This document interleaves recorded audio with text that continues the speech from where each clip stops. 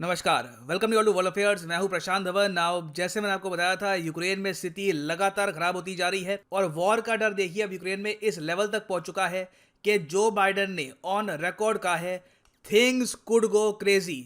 Out of control जा सकती हैं चीज़ें, जहां पे जो बाइडेन के पास, अमेरिकन गवर्नमेंट के पास ज़्यादा ऑप्शंस नहीं होंगे।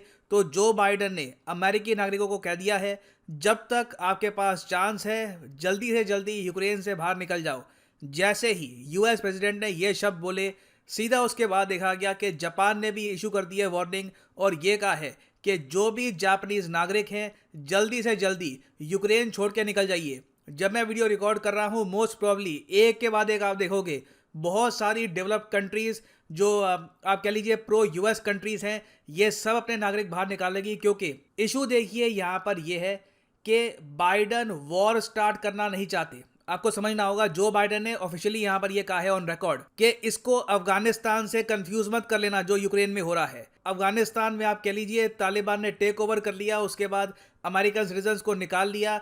इतनी कोई वॉर वगैरह वहां पर हुई नहीं थी, मगर this will be completely different. क्योंकि यूक्रेन में जब रशियन सोल्जर्स अटैक करेंगे तो यूक्रेनियन सोल्जर्स अपनी मातृभूमि के बचाव में डेफिनेटली फायर बैक करेंगे, उनको कुछ दिन तक रेजिस्टेंस देंगे। इस बीच अगर अमेरिकन सोल्जर्स यहां पर कूद जाते हैं वॉर के बीच में और कुछ अमेरिकन सोल्जर्स मारे गए, तो इसका मतलब सीधा सीधा ये होगा कि एक नई वर्ल्ड वॉर स्टार्ट हो सकती है। तो बाइडेन ने क्लियरली बोल दिया है, मैं अमेरिकन सोल्जर्स नहीं भेजने वाला। अमेरिकी नागरिकों को खुद ही कह रहा हूं, जल्द से जल्द यूक्रेन छोड़ के निकल जाइए। और मेरे हिसाब से बाइडेन का जो यहां पर स्टांस है, आप अगर बहुत ही एक कोल्ड हार्टेड तरीके से देखें, एक बहुत ही न्यूट्रल पर्सपेक्टिव से देखें, गलत नहीं कह रहे। आई मीन अमेरिका एक बहुत ही प्रॉस्परस कंट्री है। ये लोग डेफिनेटली नहीं चाहेंगे कि यूक्रेन जैसे देश के लिए, जिसके साथ कल्चरली ज्यादा कुछ ये शेयर करते नहीं है, ना लैंग्वेज का कोई ज्यादा कनेक्शन है, ना कोई खास कोई रिलेशन है, इकोनॉमिक टाइज है, तो यूक्रेन के लिए अमेरिका वर्ल्ड वॉर स्टार्ट करने नहीं वाला। रशिया से नहीं भिड़ेगा अमेरिका यूक्रेन को बचाने के लिए। तो जो बाइडेन ने कह दिया है कि you are on your own, जल्द से जल्द निकल जाओ। और सेम बात नेटो ने भी कह दी है। यूक्रेन बोलता रहा, बाय द वे फनीएस्ट बात यहां पर मुझे ये लगी, यूक्रेन की सरकार ने रशिया को धमकी ये दी है कि नेटो हमारे साथ खड़ा है, अमेरिका हमारे साथ खड़ा है। पीछे जो बाइडेन खुद कहते हैं, मैं वर्ल्ड वॉर स्टार्ट नहीं करने वाला। ये लिटरली आप कह सकते हैं व्लादिमीर पुतिन का डर है। रशियन मिलिट्री की आज के समय इतनी प्रोग्रेस है कि नेटो, यूएस सब पीछे हट रहे हैं और यूक्रेन लिटरली यहाँ पर ऑलमोस्ट आप कह लीजिए निहत्ता ही खड़ा है। और बहुत ही जल्द हो सकता है कि रशिया यहाँ पर इन्वेजन भी स्टार्ट कर दे। नाउ इस बीच as Indians we should be concern होने का रीज़न यहाँ पर यह है कि बहुत से इंडियन स्टूडेंट्स यूक्रेन में हैं आज के समय। यूक्रेन में देखिए कई स्टूडेंट जाते हैं मेडिसिन पढ़ने के लिए, एमबीबीएस करने के लिए या फिर इंजीनियरिंग करने के लिए।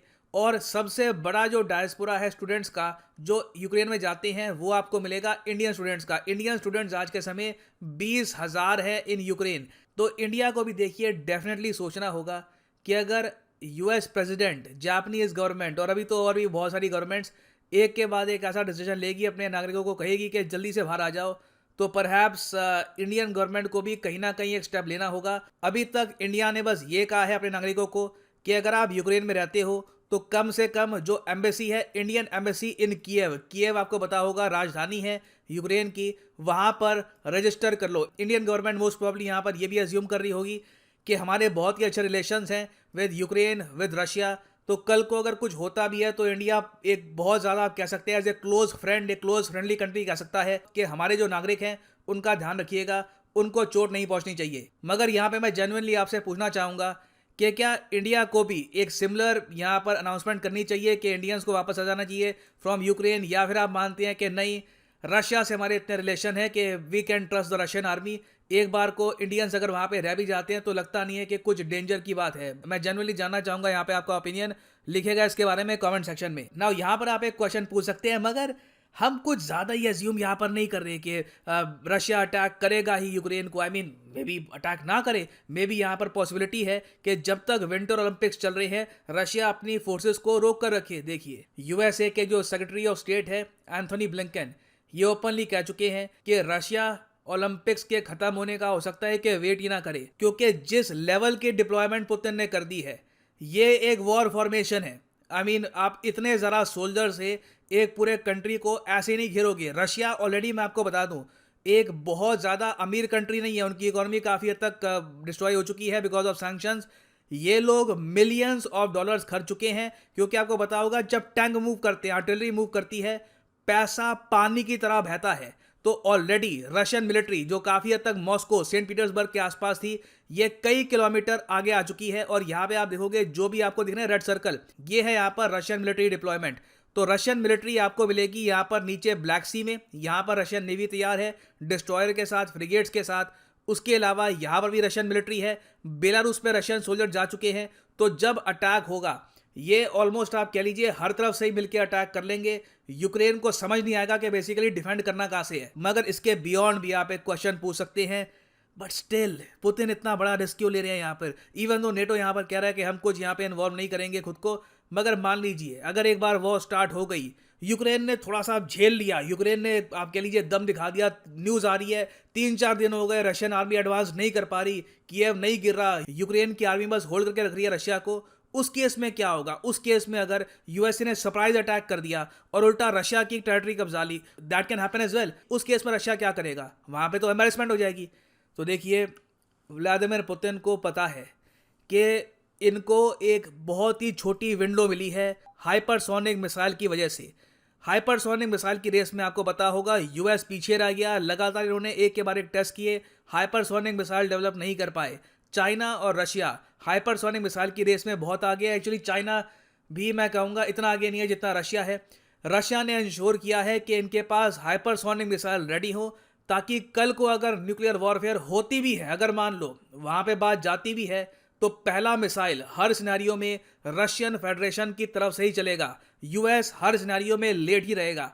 और देखिए, रशिया इस सब में माइंड गेम्स भी खेल रहा है। रशिया ने लिटरली अपने हाइपरसोनिक मिसाइल परेड करवाए हैं in front of NATO soldiers. For example यहाँ पर आप देख पाओगे, ये वीडियो रिसेंटली बहुत वायरल हुई थी।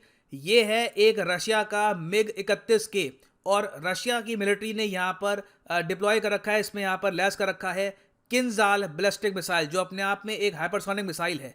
और ये जो इन्होंने यहाँ पर M31 के उड़ाया है, ये बिल्कुल बाल्टिक कंट्रीज़ के पास में उड़ाया है। बहुत से लोगों ने यहाँ पे जो मिसाइल ये डिप्लॉय कर रखा है, इस एयरक्राफ्ट ने इसकी फ़ोटो ली है। तो ये आप कह लीजिए गलती से नहीं हुआ। रशिया लिटरली यहाँ पर एक शक्ति का प्रदर्शन कर रहा है कि हमारे पास हाइपरसोनिक मिसाइल रेडी है, हम जानते हैं कि आपके पास नहीं है।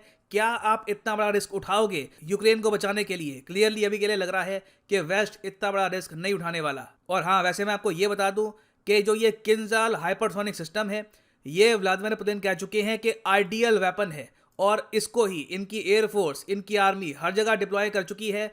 इन केस कुछ भी खराब जाता है, कुछ भी अगर मान लो कल को यूएस ब्रेवरी दिखाने की कोशिश करता है, तो रशियन मिलिट्री अपने हाइपरसोनिक मिसाइल के साथ रेडी रहेगी। तो इसलिए यहाँ पे आप समझ सकते हैं कि बाइडन ने क्यों लिखा है थिंग्स कुड गो क्रेजी। मगर मैं आपको ये बता दूं, काबुल के बाद यूक्रेन भी अगर बाइडन हार गए, वाह, आई मीन मैं सीरियसली यहाँ पर कहूँगा, इनसे बदतर यूएस प्रेसिडेंट डेफिनेटली फिर कोई भी नहीं आया होगा, without a doubt the worst US president ever.